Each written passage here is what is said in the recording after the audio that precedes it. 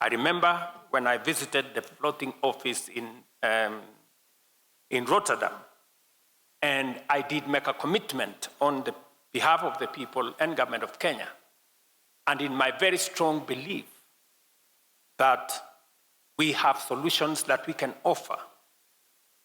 And though we are suffering the effects of climate change, we do not want to be just victims.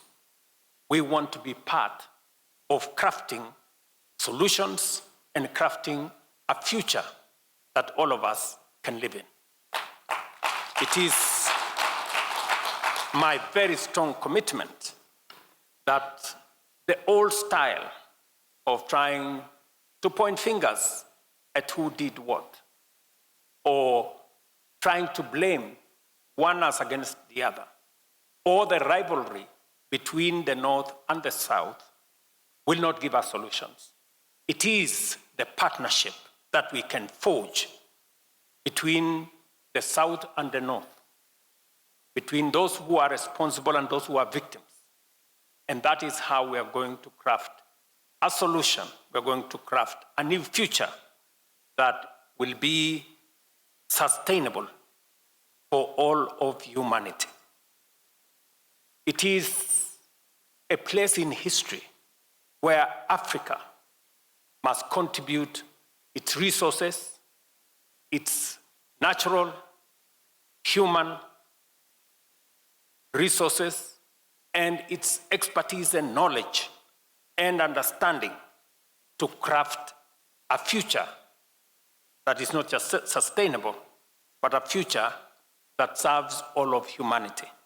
It is the reason why Kenya has taken a front lead in matters climate action and in providing leadership for our continent as we work towards forging a united front and dealing with the challenges that come with matters climate. Just for the record, Kenya is 80% arid and semi-arid. And we understand full well what a drought means. We also know what floods can do.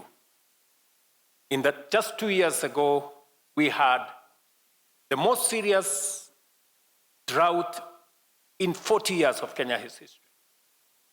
We lost almost 2.5 million heads of livestock. And subsequently, the year after, we had very serious floods that people in this city of Nairobi, close to 30 people lost their lives in those floods. So we know what climate change means because we live through the effects every day. And I agree with Ban Ki-moon that there are world leaders, there are senior policymakers that are yet to come to terms with the realities of climate change. But that doesn't mean that we cannot forge a future together. It is our responsibility, and Ban Ki-moon said he's not a scientist. I am a scientist, and so I can speak to this subject with greater authority.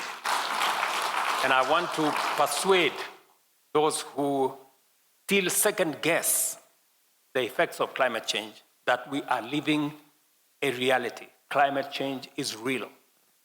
The effects it's having on our climate are real. Floods, we just recently saw floods in the US, devastating floods. In the US, they are on our screens. We are seeing effects of climate change in different parts of the world. And you see, the effects of climate change are democratic. They don't affect any part of the continent more than the other. We share almost equally in the effects of climate change, and therefore we must forge the way forward and the solutions for it together, because none of us is safe